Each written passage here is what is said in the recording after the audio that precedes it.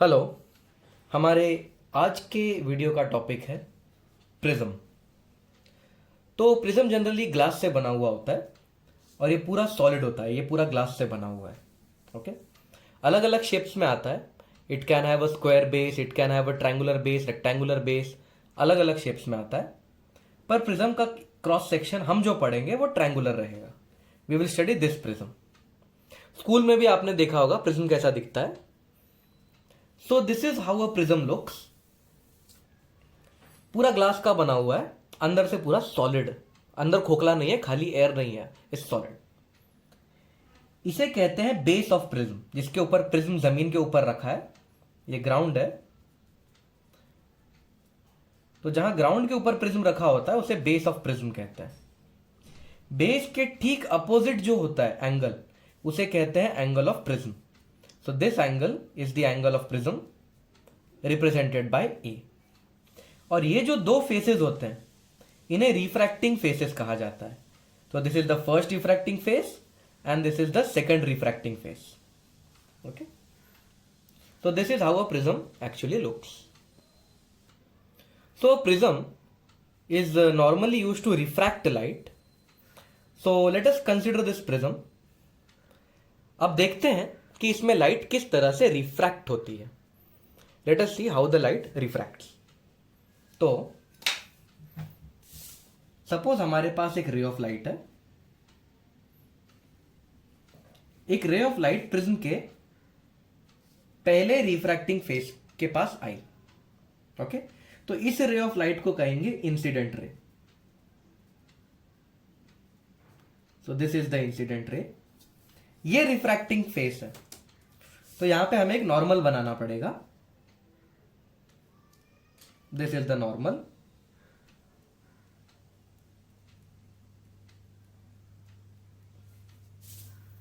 Now this incident ray will undergo refraction and bend. तो ये जो एंगल नॉर्मल के साथ बनता है सबको पता है, this is the angle of incidence I. मान लेते हैं ये डेंस मीडियम है, so this ray will bend towards the normal. तो इधर जा रही थी इधर, but it will bend towards the normal because of refraction. तो इसको बेंड कर दिया। Okay, this angle is angle of refraction, इसका नाम R1 है। So this is the angle of incidence, this is the angle of refraction, इसका नाम R1 है। अब यहां पे देखो, अब रे वापस से दूसरे एंड पे आ गई है। यहां पे फिर मीडियम चेंज हो रहा है, फिर यहां पे रिफ्रैक्शन होगा, तो यहां फिर से एक नॉर्मल बनाना पड़ेगा।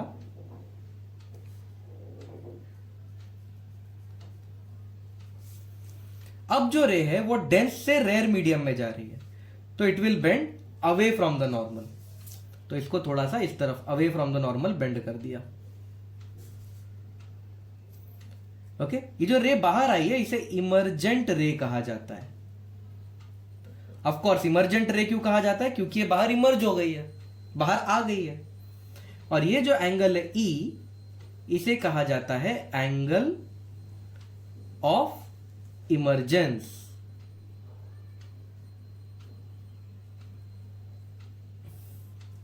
ओके, तो आपको ये पूरा रे डायग्राम याद होना चाहिए। इंसिडेंट रे आई, रिफ्रैक्ट हुई, फिर बाहर आ गई, और ये जो दो रेड पेन से बनाए हैं ये नॉर्मल है। इस एंगल का नाम R2 दे देते हैं। Okay, so this angle is R1, this angle is R2। अब ध्यान से देखो, अगर प्रिज्म नहीं होता तो इंसिडेंट रे सीधी आगे निकल जाती। करेक्ट ना? इंसिडेंट रे सीधी आगे चली जाती अगर ये प्रिज्म नहीं होता तो। पर ये प्रिज्म है, इसीलिए यहां पे आके बेंड होके फिर यहां से चली गई। तो रे जाना चाहती थी इधर, देखो रे यहां जाना चाहती थी लेकिन पहुंच गई इधर। अब इस इमर्जेंट रे को पीछे खींचो,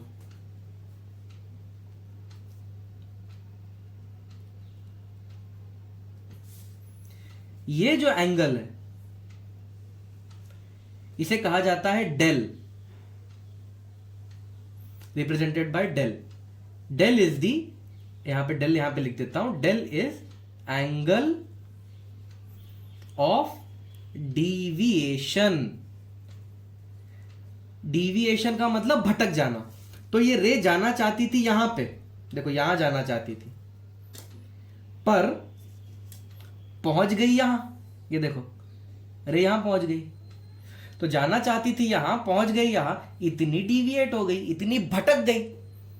करेक्ट। तो रे जाना चाहती थी यहां, पहुंच गई यहां, तो जितनी घूमी है ना ये रे, देखो ये रे यहां थी, यहां जाने की बजाय अब वो यहां पहुंच गई है।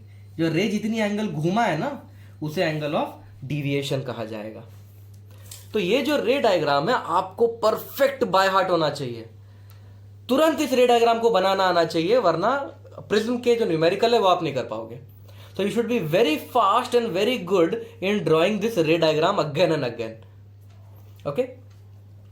अब बहुत सारे बच्चे पूछते हैं क्या ये जो रे है प्रिज्म के अंदर की रे, क्या ये बेस के पैरेलल होती है? आंसर है नॉट कंपल्सरी। ये रे पैरेलल हो भी सकती है, नहीं भी हो सकती है। These two lines can be parallel, they may not be parallel. तो ऐसा कंपल्सरी नहीं है कि ये और ये पैरेलल हो, लेकिन अगर ये और ये पैरेलल हो गए, अगर ये प्रिज्म के अंदर की रे और प्रिज्म का बेस पैरेलल हो गए, if the ray inside the prism is parallel to the base, then उस केस में ये R1 और R2 इक्वल हो जाते हैं। अगर ये दोनों पैरेलल हो गए तो R1 और R2 इक्वल हो जाते हैं, R1 और R2 equal. Angle of incidence और एंगल ऑफ इमरजेंस भी इक्वल हो जाते हैं, I और E दोनों इक्वल हो जाते हैं। और ये जो डिविएशन होता है ये एकदम छोटा हो जाता है, द डिविएशन बिकम्स मिनिमम। तो अगर किसी क्वेश्चन में दिया है the ray becomes parallel to the base, इसका मतलब R1 इक्वल टू R2 होगा, I इक्वल टू E होगा और डिविएशन मिनिमम होगा। अगर किसी क्वेश्चन में दिया है डिविएशन मिनिमम, तो इसका मतलब I इक्वल टू E होगा, R1 इक्वल टू R2 होगा और बेस से पैरेलल हो जाएगा रे।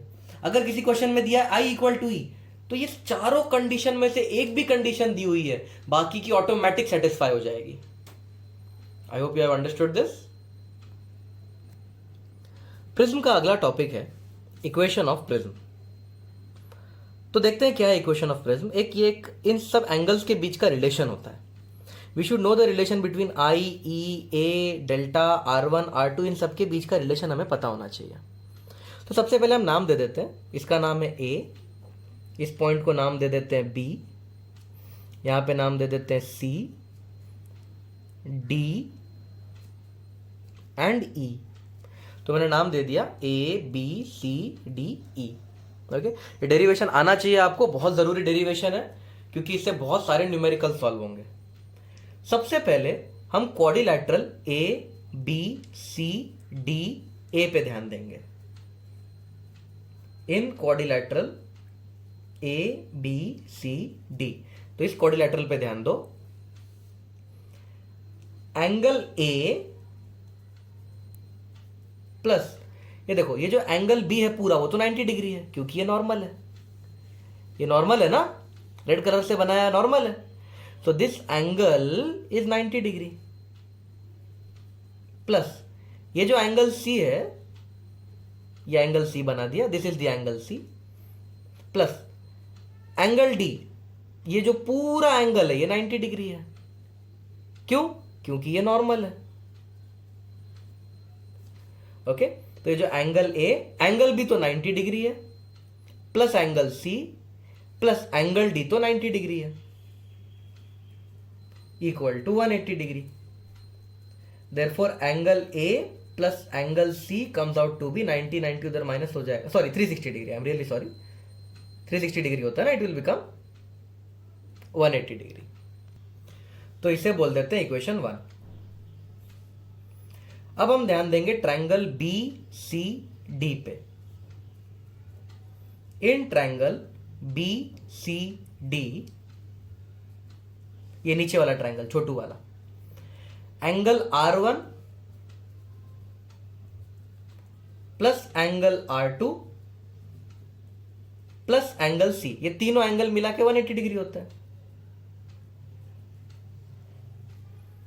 अब देखो दोनों के RHS सेम है, इसीलिए दोनों के LHS भी सेम होने चाहिए। देयरफॉर फ्रॉम 1 and 2, क्योंकि दोनों के RHS सेम है, दोनों के LHS सेम होने चाहिए, angle A plus angle C equal to angle R1 plus angle R2 plus angle C। Angle C cut जाएगा, therefore what is angle A? Angle A is angle R1 plus angle R2। तो ये पहले काम की चीज हमें मिल गई। Okay, ये इंपॉर्टेंट चीज है, आपको पता होना चाहिए। ये जो एंगल A होता है it is equal to angle R1 plus angle R2, तो ये आप याद रखोगे। तो ये प्रिज्म की पहले काम की चीज है ये। ओके, लेकिन ये इक्वेशन ऑफ प्रिज्म नहीं है, इक्वेशन ऑफ प्रिज्म आएगा, पर ये पहले काम की चीज है। This is the first useful thing of a prism. Now let us take the derivation forward. अब ध्यान से देखो, अब हम ट्रायंगल BED पे ध्यान देंगे। BED ये ऊपर वाला ट्रायंगल। इन ट्रायंगल BED ये ऊपर वाला ट्रायंगल, अब इस ट्रायंगल में ये एंगल EBD ये एंगल है I माइनस R1। कैसे पता चला? देखो ये पूरा एंगल I है, मतलब ये पूरा एंगल भी I है। अब अगर ये पूरा एंगल I है और ये छोटू सा एंगल R1 है, तो ये बचा हुआ एंगल क्या होगा? I minus R1।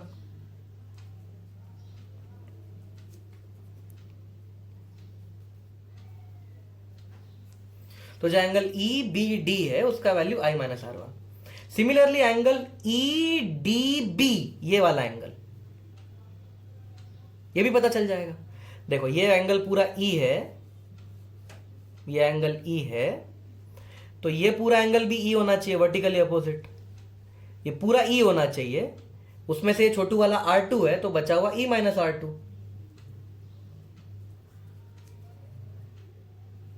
Is angle EDB, correct. अब हम एक्सटीरियर एंगल थ्योरम लगाएंगे। By exterior angle theorem, del is equal to this angle plus this angle. Del is equals to angle EBD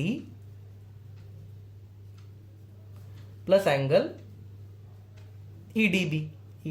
तो जो डेल होता है वो this angle plus this angle होता है, इसे एक्सटीरियर एंगल थ्योरम बोलते हैं। आपने आपके लोअर क्लासेस में पढ़ा हुआ ये theorem. Therefore del equal to I plus E minus R1 minus R2। Okay, इन दोनों एंगल को ऐड करना है ना, तो I plus E minus R1 minus R2।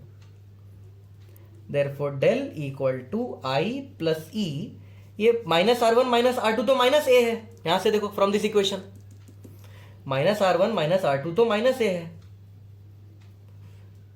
Therefore इस माइनस A को इधर लेके चले जाएंगे, तो A plus del equal to I plus E, ये इसे कहते हैं इक्वेशन ऑफ प्रिज्म।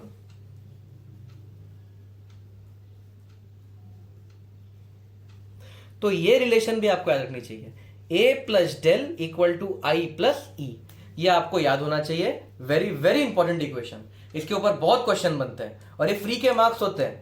अगर इसके ऊपर क्वेश्चन आएगा तो फ्री के मार्क्स, क्योंकि सिर्फ ऐड सब्ट्रैक्ट करना और कुछ नहीं करना होता। सो प्रिज्म के दो चीजें हमें बहुत अच्छे से पता होनी चाहिए। Angle A is equal to R1 plus R2 और दूसरा A plus del equal to I plus E। ये दोनों चीजें आपको याद रखनी है। अगर याद नहीं रख सकते तो 1 मिनट के अंदर अंदर डिराइव करना आना चाहिए। So now, if we draw a graph of angle of deviation versus angle of incidence, तो अगर मैं ग्राफ बनाऊं angle of deviation versus angle of incidence for a prism, okay, ये प्रिज्म के लिए ग्राफ बनाया मैंने। तो ये ग्राफ कुछ इस तरीके का बनता है। ऐसा क्यों बनता है ये फिलहाल मैं आपको नहीं बता सकता। At present you are just suppose to remember it is a slightly complicated equation that gets formed, but फिलहाल के लिए you just remember that the graph of angle of deviation and angle of incidence कुछ इस तरीके का बनता है। मतलब एक प्रिज्म में अलग अलग एंगल पे लाइट को इंसिडेंट किया और अलग अलग एंगल ऑफ डिविएशन मिला, उन सबको प्लॉट किया तो ये ग्राफ मिलता है। जब i इक्वल टू ई हो जाता है, याद रखिए मैंने आपको कुछ कंडीशंस बताई थी, जब i इक्वल टू ई हो जाता है तो डिविएशन मिनिमम हो जाता है। देखो डिविएशन यहाँ पे ज़्यादा है, धीरे धीरे धीरे धीरे डिविएशन कम हो रहा है, डिविएशन कम हो रहा है, डिविएशन कम हो रहा है, यहाँ पे डिविएशन मिनिमम है। The deviation is minimum when angle of incidence is equal to angle of emergence. दूसरी बात, ये ग्राफ सिमेट्रिकल नहीं होता, मतलब जैसा यहाँ पे वैसा यहाँ पे नहीं होता, it's not a symmetrical graph, ये थोड़ा सा अनसिमेट्रिक ग्राफ है। और तीसरा, ये graph principal of reversibility follow करता है, यानी कि आई और ई को इंटरचेंज कर सकते हैं for the same angle of deviation. ये फिलहाल आपको नहीं समझेगा, वेट फॉर अ न्यूमेरिकल, जैसे न्यूमेरिकल में समझाऊंगा ये पॉइंट आपको क्लियर हो जाएगा। प्रिंसिपल ऑफ रिवर्सिबिलिटी न्यूमेरिकल से बहुत अच्छे से समझता है। I and E can be interchange for same angle of deviation, ये न्यूमेरिकल से समझाऊंगा ठीक से, फिलहाल तो आप बस लिख लो, इसको समझेंगे अपन न्यूमेरिकल की मदद से। तो ये ग्राफ कैसे बनाते हैं, अलग अलग एंगल ऑफ इंसिडेंस पे लाइट को डालते हैं प्रिज्म के ऊपर, जो डिविएशन है वो मेजर करते हैं, ये ग्राफ बनता है। ये ग्राफ सिमेट्रिक नहीं है, और इस ग्राफ में जब i इक्वल टू ई होता है तो एंगल ऑफ डिविएशन मिनिमम होता है, और ये graph principal of reversibility follow करता है। That is i and e can be interchanged for same angle of deviation. इसका मीनिंग न्यूमेरिकल से समझेंगे। सो let us start with numericals of prism. Prism के न्यूमेरिकल ज्योमेट्री बेस्ड होते हैं। आपका 10th standard का ज्योमेट्री अगर स्ट्रांग है तो प्रिज्म के न्यूमेरिकल्स आपको बिल्कुल भी परेशान नहीं करेंगे। So you should be very strong in your 10th standard geometry. Simple triangle का ज्योमेट्री अच्छा होना चाहिए। अगर आपको ट्राइंगल समझता है तो क्वेश्चन इजी है। So let us see the first question. An equilateral prism, prism equilateral दे दिया, मतलब एंगल ऑफ प्रिज्म हमें पता है 60 degree, has light beam incident at an angle of 20 degree. Incident angle 20 degree है, मतलब एंगल ऑफ इंसिडेंस दे दिया 20 degree, and the angle of emergence is 30 degree, E का वैल्यू भी दे दिया 30 डिग्री। एंगल ऑफ डिविएशन पूछा है, very easy question. A plus del equal to I plus E, A का वैल्यू है 60 प्लस डेल, आई का वैल्यू है 20, ई का वैल्यू है 30। तो जो डेल हो जाएगा, oh there is a problem in this question, del का वैल्यू नेगेटिव आ रहा है विच इज नॉट पॉसिबल। मतलब ये जो आई और ई का वैल्यूज है ये गलत दिया है। तो हम लोग क्या करते हैं, यहाँ पे आई को 20 की जगह 50 कर देते हैं। तो आई को 50 कर देते हैं, यहाँ पे आई 50 हो जाएगा। तो डेल का वैल्यू हो जाएगा 80 minus 60 which is 20 degree. Question ही गलत दे दिया था स्टार्टिंग में। एक्चुअली एंगल ऑफ इंसिडेंस होना चाहिए था 50। अब बराबर है, आई 50 ई 30 ए 60, डेल निकालना है। A plus del equal to I plus E, तो 60 plus del equal to 50 plus 30, del का वैल्यू आ जाएगा 20। ये देखिए नेक्स्ट न्यूमेरिकल। इस न्यूमेरिकल में डेल वर्सेस आई का ग्राफ बना के दिया है और फाइंड ए बोला है। ए होता है एंगल ऑफ प्रिज्म।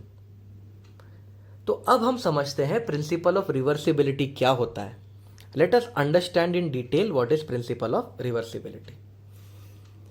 देखिए इन दोनों पॉइंट्स का, ये जो दोनों पॉइंट्स हैं, इन दोनों पॉइंट्स के लिए जो डेल है वो सेम है। For this point deviation is del, for this point deviation is del, for point 1 and point 2 deviation is same, correct. तो इसको बोल देता हूं मैं केस 1 और ये हो जाएगा केस 2। तो केस 1 और केस 2, सॉरी, तो केस 1 अब हम ध्यान से देखते हैं। केस 1 में एंगल ऑफ इंसिडेंस कितना है, आई का वैल्यू 38 है। केस 1 में आई का value 38, angle of deviation del, angle of deviation नहीं दिया, डेल पकड़ लिया, एंगल ऑफ डिविएशन डेल। अब केस 2 देखो, केस 2 में एंगल ऑफ इंसिडेंस है 58, और एंगल ऑफ डिविएशन देखो सेम है केस टू का, so angle of deviation is del only. अब प्रिंसिपल ऑफ रिवर्सिबिलिटी समझते हैं। अगर दोनों केस के एंगल ऑफ डिविएशन सेम है, आप देख सकते हो केस वन का भी एंगल ऑफ डिविएशन डेल है, केस टू का एंगल ऑफ डिविएशन भी डेल है, तो आई और ई इंटरचेंज हो जाते हैं। मतलब केस टू का जो आई है वो केस वन का ई बन जाएगा, और केस वन का जो आई है वो केस टू का ई बन जाएगा।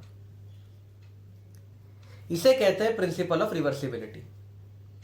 तो अगर डेल सेम है तो केस वन का आई केस टू का ई बन जाता है, और केस टू का आई केस वन का ई मिल जाता है। अब हमें आई पता है, ई पता है, डेल पता है, तो ए मिल जाएगा। A plus del equal to I plus E, therefore A plus del, so A plus del equal to I की वैल्यू है 38, मैं केस वन ले रहा हूं, और ई की वैल्यू है 58। क्वेश्चन में डेल का वैल्यू दिया होना चाहिए था, 50 डिग्री होना चाहिए था डेल का value.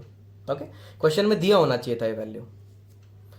So A plus 50 equal to 96, therefore angle of prism आएगा 46 डिग्रीज। तो प्रिंसिपल ऑफ रिवर्सिबिलिटी क्या है? अगर दो केस है, दोनों का डेल सेम है, तो पहले का आई दूसरे का ई और दूसरे का आई पहले का ई बन जाता है। यह है principle of reversibility. I hope it is clear now. Next question, एक प्रिज्म है, light is incident at an angle of 30 degree, मतलब आई का वैल्यू 30 डिग्री है। Find the angle of prism if minimum deviation, deviation minimum दे दिया है, the deviation is minimum. जब deviation minimum होता है तब आई और ई इक्वल होते हैं, इसीलिए ई का वैल्यू भी 30 डिग्री है। ई का वैल्यू 30 डिग्री क्यों हुआ? क्योंकि डिविएशन मिनिमम है, और मिनिमम डिविएशन कितना है? 10 degree. Del equal to 10 degree मिल जाएगा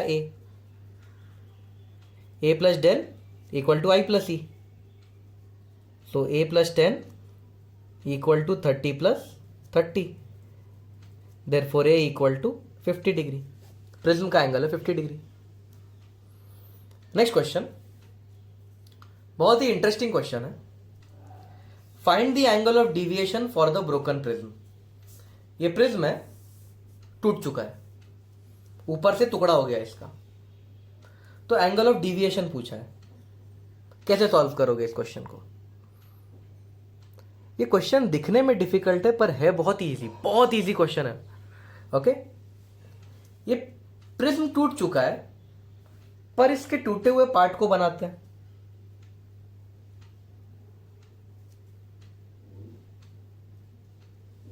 ये इसका टूटा हुआ पार्ट,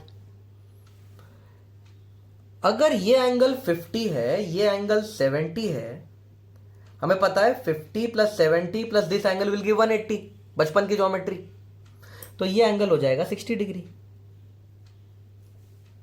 करेक्ट ना? 60 प्लस 50 110 प्लस 70 180, यानी कि जो एंगल ऑफ प्रिज्म है वो 60 डिग्री है। एंगल ऑफ इंसिडेंस दिया है 20, एंगल ऑफ इमर्जेंस भी दिया है 25, मिल जाएगा del. A plus del equal to I plus E, therefore 60 plus del equal to 20 plus 25।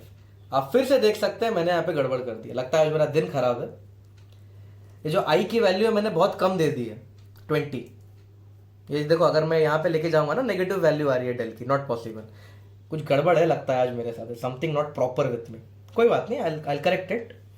यहाँ पे आई दिया होना चाहिए था, सपोज 70 दिया होना चाहिए था आई, सपोज, तो आई की वैल्यू 70 लेनी पड़ेगी। सो आई की वैल्यू 70, तो डेल की वैल्यू हो जाएगी 35 डिग्री। व्हाटएवर, दिन खराब है, कोई बात नहीं, होता है, मैं भी इंसान हूं। सो 95 माइनस 60 करेंगे 35 डिग्री। प्लीज करेक्ट इट, यहाँ पे एंगल ऑफ इंसिडेंस 70 दिया होना चाहिए था, my mistake. The next question is slightly difficult. A ray of light gets refracted at first face of prism. तो पहले फेस पे रिफ्रैक्शन होता है जैसे नॉर्मली होता है प्रिज्म में, हुज रिफ्रैक्टिव इंडेक्स इज √3। तो प्रिज्म का रिफ्रैक्टिव इंडेक्स दिया है। Other face is silvered. Prism का जो दूसरा फेस है वो सिल्वर किया है, मतलब दूसरे फेस को मिरर बना दिया है।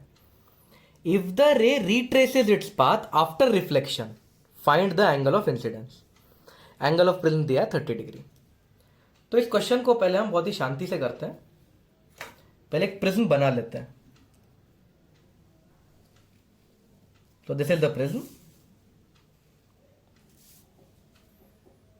क्वेश्चन में दिया है प्रिज्म का एंगल 30 डिग्री है। So we know this angle 30 degree, ऊपर लिख देता हूं, हमें यह एंगल पता है 30 डिग्री है। और ये जो दूसरा है, दूसरा एज है प्रिज्म का, वो मिरर्ड है। तो इन्होंने बोला ये एज मिरर है, तो यहां पे मिरर बना दिया। तो ये 30 डिग्री और ये मिरर। ओके, अब सबसे इंपॉर्टेंट लाइन ये है, इफ द रे retraces its path after reflection. यानी कि रिफ्लेक्शन यानी कि मिरर से टकराने के बाद रे रिटर्न चली गई। रे जहां से आई वहीं चली गई। ऐसा कब होता है? सोचो ऐसा कब होता है? ऐसा एक ही केस में होता है, अगर रे मिरर को बराबर 90 डिग्री पे हिट करती है। तो अगर ये रे मिरर को ठीक 90 डिग्री पे हिट करती है, तो रे जहां से आई वहीं रिटर्न चली जाती है। तो रे रिट्रेसेस इट्स पाथ का मतलब ये जो रे आई और मिरर को 90 डिग्री पे हिट किया, तो जैसे आई थी वैसी ही चली जाएगी। अब यहां पे नॉर्मल बनाते हैं। So here we have the normal.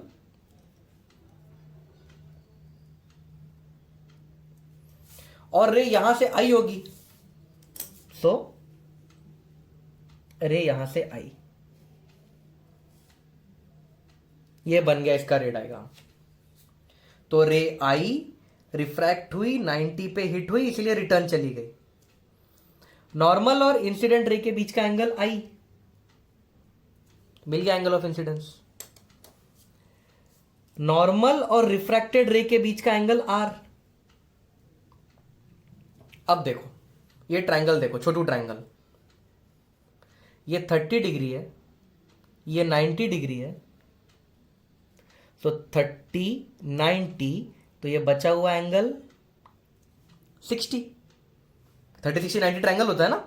ये 30 है, ये 90 है, तो ये बचा हुआ एंगल 60 डिग्री।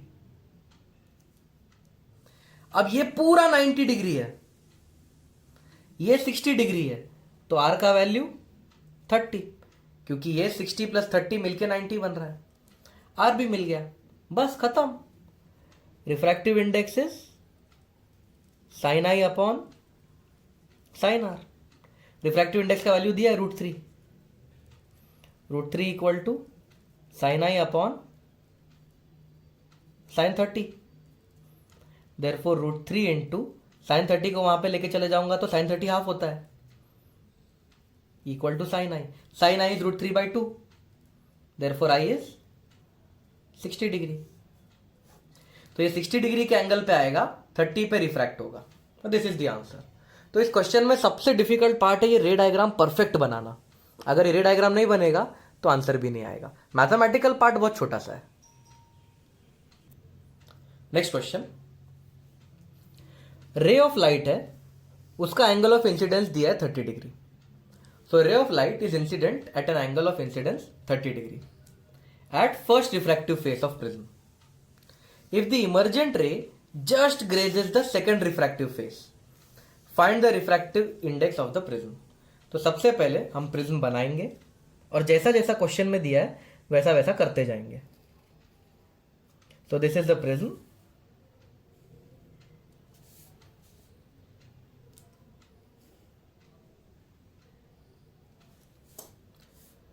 अब प्रिज्म में दिया है कि एक रे of light angle of incidence 30 degree है, तो यहां नॉर्मल बना देते हैं।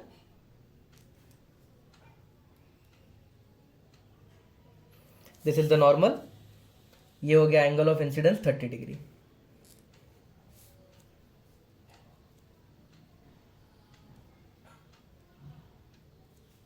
अब ऑफ कोर्स ये रे रिफ्रैक्ट हुई होगी, तो इसको रिफ्रैक्शन कर देते हैं। ये रे रिफ्रैक्ट हो गई। आप देख सकते हो मैंने जानबूझ के इसको पैरेलल नहीं बनाया, हर बार पैरेलल होना कंपलसरी नहीं है, मैं थोड़ा सा टेढ़ा बनाया है। अब क्वेश्चन में दिया है कि जब ये रे बाहर आती है, जो इमर्जेंट रे है वो just grazes the second refractive face है, यानी कि जो इमर्जेंट रे है वो इस तरह से बाहर निकली, इसको ग्रेस करती हुई बाहर निकली।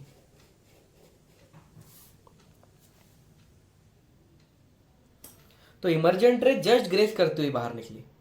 हमें प्रिज्म का रिफ्रैक्टिव इंडेक्स निकालना है। Okay, so what I will do is, यहां पे भी नॉर्मल तो बनाना ही पड़ेगा।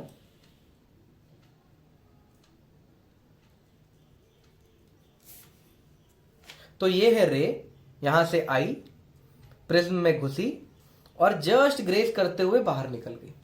तो रे डायग्राम बन गया, स्टेप 1 कंप्लीट।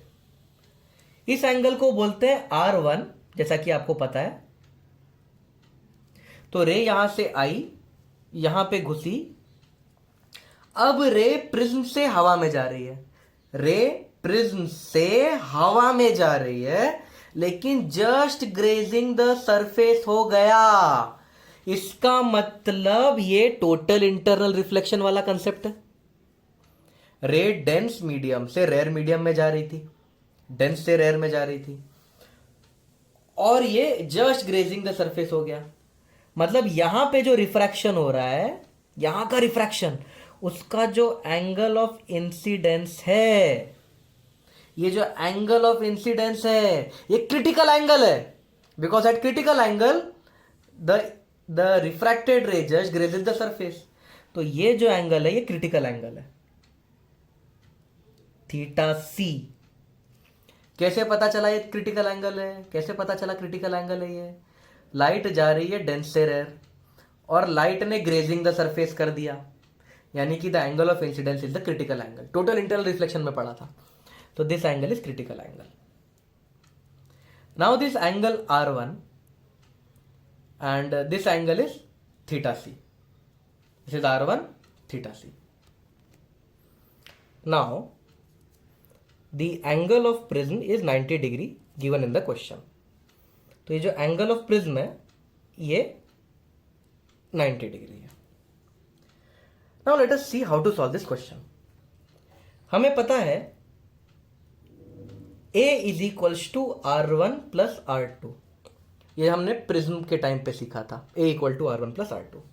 A का वैल्यू है 90, R1 का वैल्यू पता नहीं, R2 तो थीटा सी है। Therefore what is theta C? Theta C is 90 minus R1। This is the first equation. अब हमें थीटा सी का वैल्यू मिल गया, इट इज 90 माइनस R1। अब हमें एक और बात पता है, क्रिटिकल एंगल है। क्रिटिकल एंगल कौन से फॉर्मूले से निकलता है? Sine of critical angle is refractive index of rare medium upon refractive index of dense medium. Therefore sine of theta C का वैल्यू यहां से उठा के डाल देंगे, 90 माइनस R1। रेयर मीडियम तो हवा है, कुछ नहीं दिया तो हवा, तो refractive index of rare medium 1। Refractive index of dense medium is the refractive index of prism, जो हमें ढूंढना है। तो ये बन गया sine 90 minus theta is cos theta. Therefore cos R1 is 1 upon mu. Cos R1 मिल गया, इसको नाम दे देते हैं इक्वेशन 2। अब हमें एक बात और पता है, refractive index is also equal to sine I upon sine R. बचपन का formula, Snell's law. Refractive index is sine I का वैल्यू है 30 अपॉन आर का वैल्यू है R1। अब यहां पे देखो, अगर मुझे cos R1 पता है तो मुझे sin R1 भी पता चल जाएगा. If I know cos R1, I can also find sin R1. कैसे? देखो, अगर आपको cos R1 पता है तो आप एक छोटू सा ट्रायंगल बना दो, रैंडम ट्रायंगल. तो मैंने एक रैंडम ट्रायंगल बना दिया. cos किसी भी इनमें से किसी भी एंगल को R1 नाम दे दो. मैंने इस एंगल को R1 नाम दे दिया.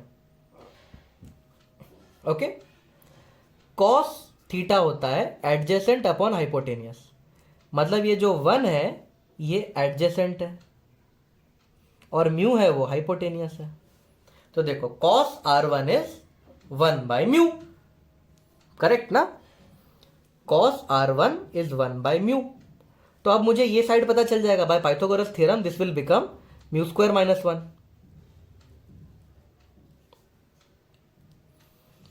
देयरफॉर अब अगर मुझे cos R1 पता है तो इस ट्रायंगल की मदद से sin R1 भी पता चल जाएगा. Therefore mu equal to sin 30 होता है हाफ और sin R1 हो जाएगा. sin R1 इज अपोजिट यानी कि under root mu square minus 1 upon mu. Correct ना? sin R1 is opposite which is mu square minus 1 upon hypotenuse. वो upon mu ऊपर जाएगा. ये म्यू और म्यू कट हो गया. Therefore 2 times mu square minus 1 is 1. Let us square both the sides. यहां कर देता हूं. Therefore mu square minus 1 is 1 by 4. Therefore mu square is 5 by 4. Therefore refractive index is √5 upon 2. थोड़ा सा यहां पे कॉम्प्लिकेशंस है. अगर आपको cos R1 पता है तो sin R1 पता चलेगा. It's a difficult question. Do it 2 to 3 times तो आपको इसके ऊपर होल्ड आ जाएगा. क्वेश्चन डिफिकल्ट तो है, no doubt the question is difficult. Next question. Prism दिया है, 2 रेज इंसिडेंट है. प्रिज्म का रिफ्रैक्टिव इंडेक्स दिया है. What is the angle between 2 emergent rays. ये इतना डिफिकल्ट क्वेश्चन नहीं है. So let us see how to solve this question. यहां से 2 रेज एंटर कर रहे हैं. Of course they are entering perpendicular. तो जब रेज परपेंडिकुलर आते हैं तो डिविएट नहीं होते, सीधे सीधे चले जाते हैं. तो ये रेज आगे बढ़ के यहां तक आ जाएंगे. करेक्ट. सिमिलरली ये वाला रे भी आगे बढ़ के यहां तक आ जाएगा. अब यहां पे रिफ्रैक्शन होगा. तो अभी रिफ्रैक्शन करवाते हैं. ये बनेगा नॉर्मल.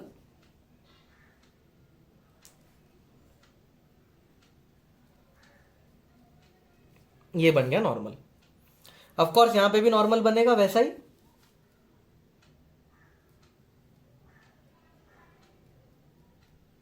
ओके, 2 नॉर्मल बन गए.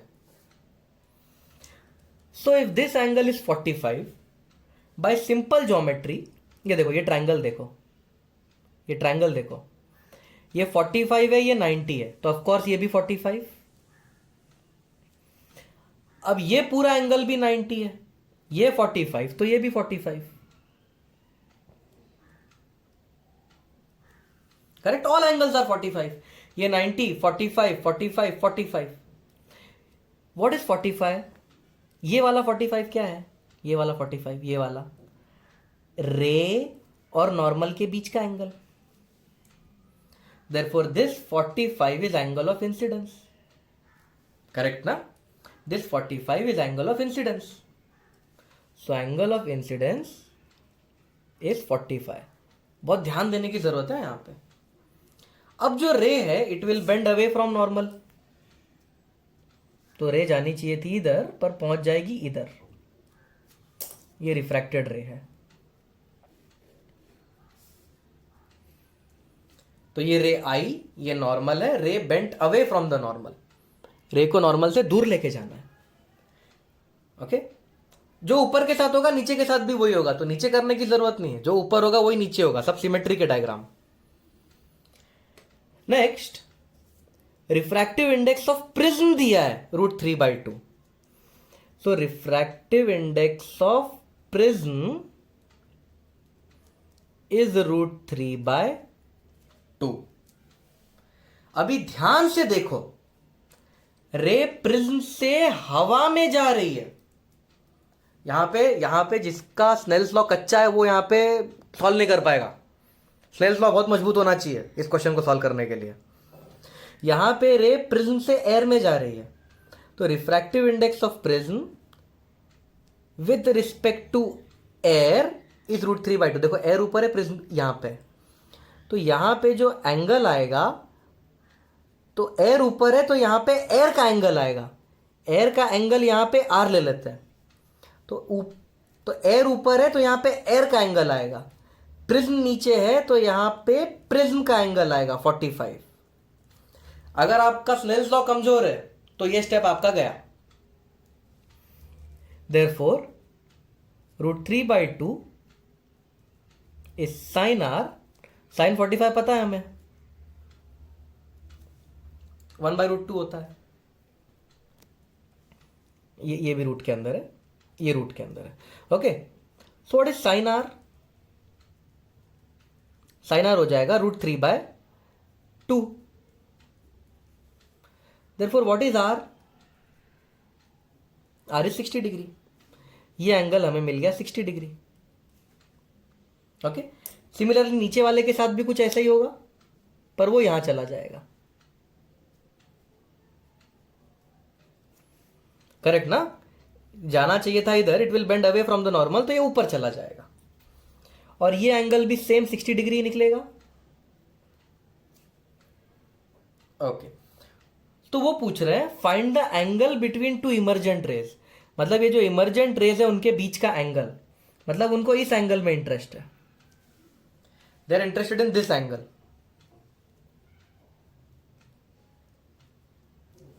Bye simple geometry we can find this angle. अब ज्योमेट्री का दिमाग लगाओ, देखते हैं आपके पास कितना ज्योमेट्री का दिमाग है। Find out this angle. आया? नहीं आया? नहीं आया तो देखो कैसे करते हैं। देखो मैं क्या करूंगा, इसको जरा एक बार फिर से बना देता हूं, थोड़ा बड़ा बनाता हूं इस बार, ताकि आपको एकदम साफ साफ दिखे हो क्या रहा है। Okay, simple 10th standard geometry है। अब थोड़ा सा बड़ा बना देता हूं इसको, so that things are very clearly visible.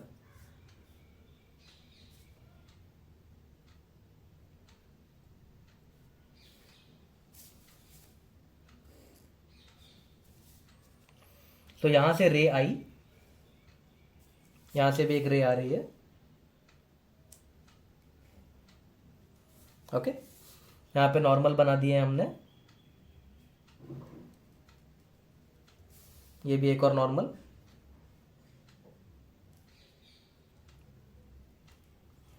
और ये जो रिफ्रैक्टेड रेज होंगी वो कुछ इस तरह से अंदर की तरफ बेंड होते हुए।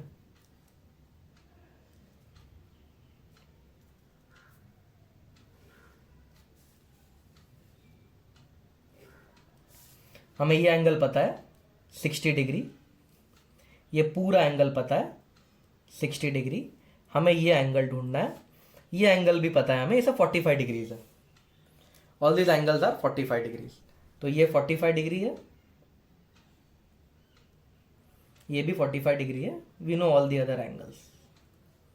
ओके,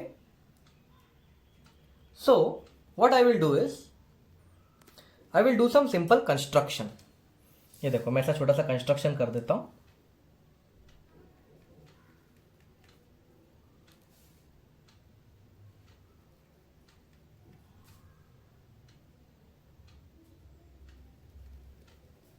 बस 3 रेड लाइंस बना दी है, 1 2 3। अब ध्यान से देखो, ये पूरा एंगल 60 डिग्री है और ये एंगल 45 है। अगर ये एंगल 45 है तो ये बचा हुआ एंगल भी 45 होना चाहिए, ये वाला 45 होना चाहिए। अगर ये 45 है तो ये छोटू सा एंगल 15 डिग्रीज होना चाहिए। एक बार फिर से, अगर ये 45 है तो ये 45 होना चाहिए, वर्टिकली अपोजिट। पर ये कंप्लीट एंगल तो 60 है ना, तो 60 में से ये 45 है तो बचा हुआ 15। अगर ये एंगल 15 है, बाय अल्टरनेट एंगल्स ये एंगल 15 है, करेक्ट ना? ये 45 तो ये 45, वर्टिकली अपोजिट। ये पूरा 60 है, 60 में से ये 45 तो ये बचा हुआ 15। अब ये 15 है तो ये 15 है, ये देखो z बन रहा है ऐसा। अब ऑफ कोर्स जैसा ऊपर होगा वैसा नीचे होगा। अब ये 15 है तो ये भी 15 है। So what is the answer? What is the angle between emergent rays? 15 degree plus 15 degree, 30 degree is the answer. So this is the angle between emergent rays.